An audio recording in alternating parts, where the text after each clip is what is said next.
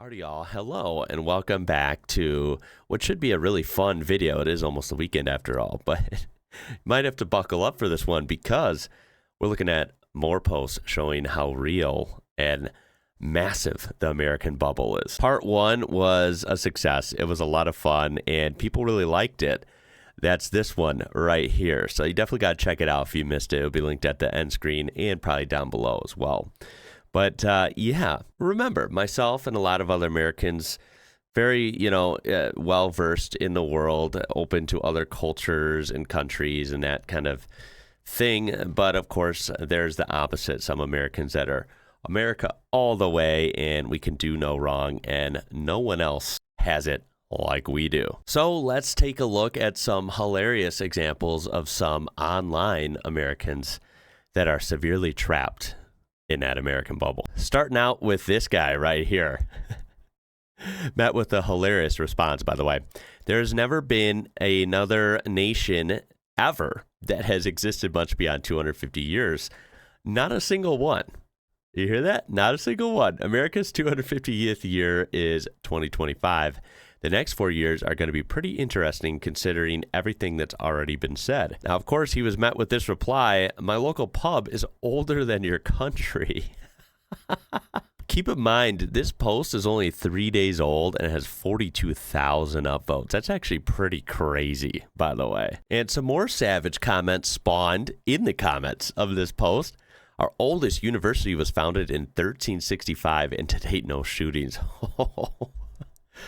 1365. That is insane to think about. Of course, for me as an American, that yes, there are pubs, villages, universities, hundreds and hundreds of years older than the country I live in. I think, again, it's wild to think about. I also think it's cool. But yes, for some Americans online to act like we have more experience than anyone else is just, well, hilarious. The church in the center of my little village is give or take 150 years older than the USA, and that's the rebuild date.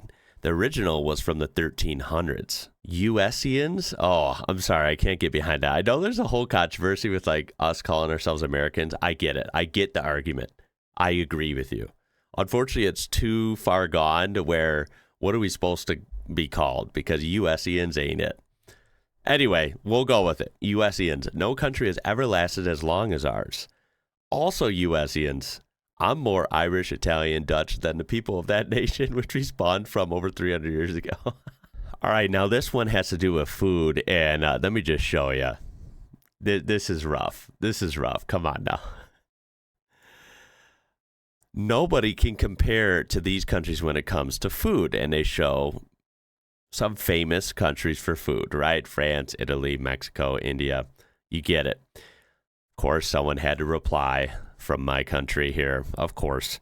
Yes, but all food from these countries tastes best here. No question. With the stars and stripes. And it gets better with the comments. Americans making the food from those countries. Yes, we love to throw massive amounts of cheese into anything, especially like you could say Italian or Mexican food, and then sugar into everything else. Came here to say this, it's not taste, it's sugar addiction. So yeah, I agree with that. There is definitely a problem. There's a huge sugar problem in the food industry here, and I'm assuming probably other places as well. But yeah, sugar is out of control. Consuming such vast amounts of UPF's ultra-processed foods, I don't believe Americans know what good food tastes like. Yeah, so I think there is good food to be had here. It's just very hard to find. And, the way it's set up, we've talked about this. It is difficult to try and be healthy here between costs and just the difficulty of finding healthier foods, organic foods, this type of thing. I think that we have the ability to have good food here. Unfortunately, it's just not as common, right? And of course, you can get deeper than that with problems with the FDA and regulation and things that are banned worldwide and that they allow here. The list goes on, but you get my point. All right, for this next one, you really got to appreciate the online patriots, okay? Take a look. I think they're commenting on some short TikTok video or something about a game. And anyway, the true American goes, "What the F is petrol?" All right, buddy, it's a game based in America, so let's use the correct term of gasoline. Now, my favorite part is, for one, of course, dude, it's okay.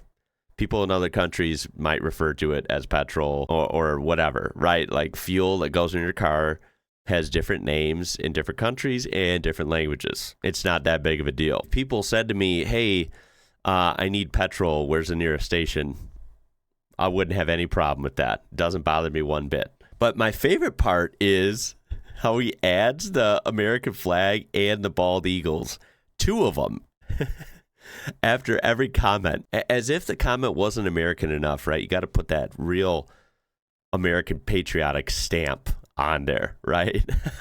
It's just so bizarre. Like, dude, this is what gives us a bad name, is this kind of stuff. All right, now next we have another fine example of how to make a world sporting event, a world tournament, you could say, America-centric, right? Because that's what you have to do, apparently.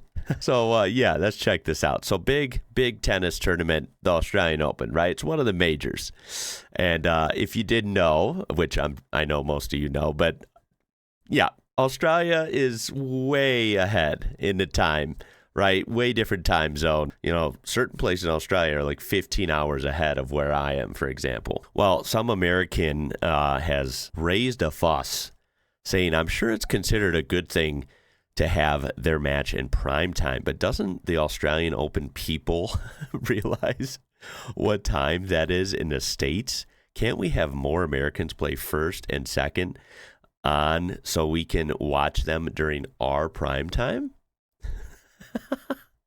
They could certainly just have the Americans play by themselves in the middle of the night while everyone else has already gone home. It's not like their chances of winning are going to be any worse. Yeah, sure, let's make another world tournament just about America. Yeah, America is so good at sports. They have won every Super Bowl ever. This next one is absolutely legendary. You really got to brace yourself for this one, okay? There is so much America and Hollywood and everything wrapped up in this. It's mind-bending. Cardi B trying to bypass the TikTok ban. Okay, for context, TikTok was supposed to be banned here. It was and it was. I think it was January 19th. It only ended up being banned for 14 hours. But point is, while it was banned, people were freaking out. And get a load of this. 6 hours ago, Cardi B attempted to bypass the TikTok US ban by using a Hawaiian VPN.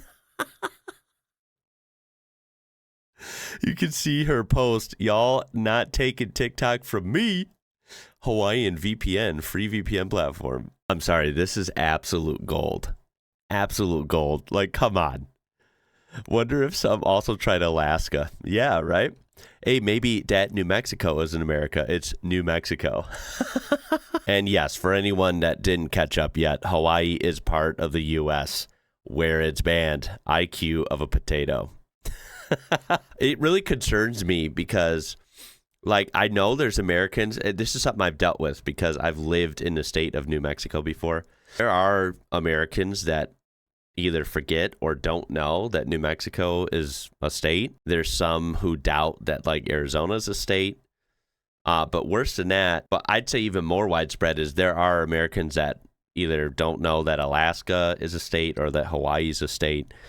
And it's kind of mind-blowing. I understand that, some Americans are in the American bubble and they might not know anything about the rest of the world. But, like, geez, when you can't even name, or when you don't even know that certain states are part of the U.S., holy crap, what do you know? All right, so this post from Michael Arrowet, European mind won't comprehend this. Heated driveway to avoid snow. If he only knew. If he only knew. Let's go. Let's go to the comments. I mean, it's not like in Iceland streets are heated or something. Yeah, I was going to say, isn't there multiple countries in Europe that do this? Like, I thought I've heard that parts of the Autobahn in Germany are heated. I know, like, I think the Netherlands, like a bunch of countries have stuff similar to this. when it comes to like heated streets and stuff. Not to mention, I'm sure that there are some houses or residences that have heated features like this. The Europeans won't comprehend the utter stupidity of this. Fixed it for you. I love this response in the comments, though. Sidewalks in Helsinki are heated from underneath. By the way, that is actually super freaking cool and something you would not find here. But yeah, I mean, there you go, right? Like, just the ignorance in saying that Europeans can't comprehend a heated driveway. Like, dude, just stop. This is something the American mind couldn't comprehend. Having something nice in a public space that anyone can use as part of city infrastructure. Referring to this, of course. Yeah, exactly. People, showing more links to more under-road heating systems on Europe's highways. Yeah. My favorite is this one. In America, underfloor heating is still considered a luxury. Here in Northern Europe, it has been standard for 20 plus years or something. Now, last year, I got a pretty good education on, soccer, or should I say football, as it's called, around most of the world anyway. And it's really fascinating, right? Awesome sport. Super, super popular. Biggest sport on earth. No doubt. But unfortunately, we still have people that have no idea. Let's just say that. Take a look at this. Someone posting about an NFL game. Soccer couldn't even dream of something like this. And it's just a full Detroit Lions game, Like, okay. And the comments do not disappoint. I've seen bigger crowds on a rainy Tuesday in Stoke. It's not like the Romans were doing this in the Colosseum thousands of years ago before their demise. This doesn't even look like a particularly large stadium. What the F is this person on about? So yeah, good old American ignorance from this online poster, acting as if football or soccer games across the world aren't immensely popular. I guess they haven't even heard of things like the Euro Cup, the World Cup.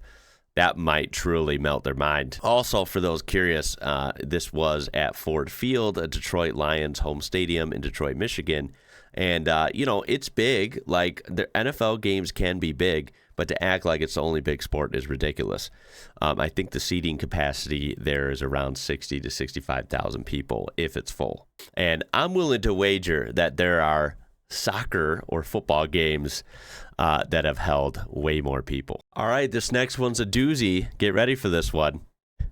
In Europe, you can't make a social media post without getting arrested. Okay. Damn, I wasn't aware of that. Yikes. I could care less. Strike two. I couldn't care less. I don't know how people keep getting this wrong. I couldn't care less if they laugh at the TikTok ban. They're banned from free speech. Laugh, laugh, laugh. There is no country with absolute free speech. If our speech in Europe isn't free, theirs isn't either. And that's true. There are, free speech limitations technically in the U.S. as well, as I think that would be applicable in most countries. Not to mention censorship and, problems in the media, narratives, restrictions on speech. These are all problems that are really relevant in modern day America. So to act like we're the free speech, example, the world example is kind of shaky, to say the least. That's a shaky opinion to have. Ooh, someone makes a point. Wasn't a woman arrested for saying the wrong thing to a health insurance company over the phone there recently? Yes, that is true. Sounds like the complete opposite of what OP showed us up top, right? People in the U.S. ignore the fact that the USA ranks 55th in the global press freedom ranking behind every country in Europe. Bam. A great example of that, the world map we have in this country. For those who want to see Ariana's popularity all over the world, here it is. And you can see the world map right there. All right, so this one, you see a tape measure, right? They make centimeter tape measures. Why? Because metric is widely used in, across the whole globe. Here's the funny part. Here in the U.S., where we are strangely, anti-metric, right? Remember, I've said this in many of my videos. There is more metric here than you might think. And a tape measure on my desk here. But our tape measures here, our American tape measures, actually have imperial and metric on them. So even, my big old American tape measure that I would use around the house here actually has centimeters on it. So this person's extra out of touch. All right, so check this out. Someone made a map of the world in Minecraft. Sounds like a pretty intense task. And they showed it off on Facebook. The back and forth in the comments was glorious. Let's take a look.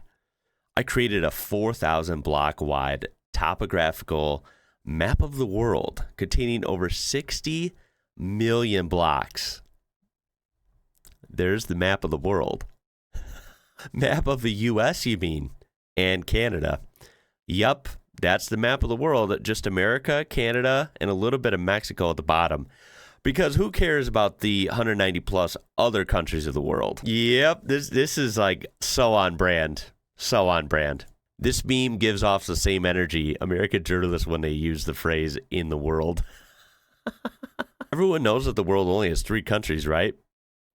And then someone commented all the other countries. Real talk, though, as much ignorance and just ridiculousness that some people have when it comes to, world knowledge, country knowledge, that kind of thing. I will give credit where it's due. This does look kind of cool, like looking at that, to think about Minecraft and to think that I don't even know how people can make something so massive. It's kind of wild. So, I mean, I'll give them credit. It does look kind of cool. But yeah, you did make the world. Here we have an absolute classic. This comes up every episode. What place on earth doesn't have much tourists, even though it's safe and beautiful? Feels like everywhere there's safety and beauty, there are tourists. Is there an exception? Georgia. Some people conversing about Georgia. And then American enters the chat. Is Atlanta safe, though? Not that Georgia. All right, and for our last one, this is pretty funny. The clues are all over, but this person somehow missed all of them. Zambian flags all throughout the video and in big writing in the middle. It gets so hot in Livingstone, Zambia, that we make special trips to the cold, and I can't read the rest. But you clearly can see there's a refrigerated section here. There's, nice cold beer inside, which would hit nice on a hot day. And, of course, someone says $142 for a carton of Heineken is wild. Now, again, you just ignored every clue that this was in Zambia. The price you can see on the Heineken is $142. I'm not going to sit here and act like I know what currency they use there, but I do have the wherewithal to know that their currency in Zambia is definitely different than here in the U.S. And I could safely say, I would bet my life that that isn't 142 U.S. dollars. Why would they have the price in U.S. dollars in Zambia? Come on now. And someone converted this in the comments. This actually comes out to about 6 or 7 euros or around 8 U.S. dollars. So, yeah, reasonably priced. Not 142 U.S. dollars after all. I'm going to go ahead and cut it there. These are absolutely hilarious. They really are hilarious and educational, too. I promise we're not all like this, but boy, oh boy, do we seem to be the loudest online when it comes to this type of thing. I know there's goofballs and, idiotic people around the world. But man, we just seem to be everywhere online. I appreciate you watching. I hope your weekend's going to be great. It's going to be it for this one. My name is Ian. You're watching IWrocker. Until next time, y'all. I'll catch you later.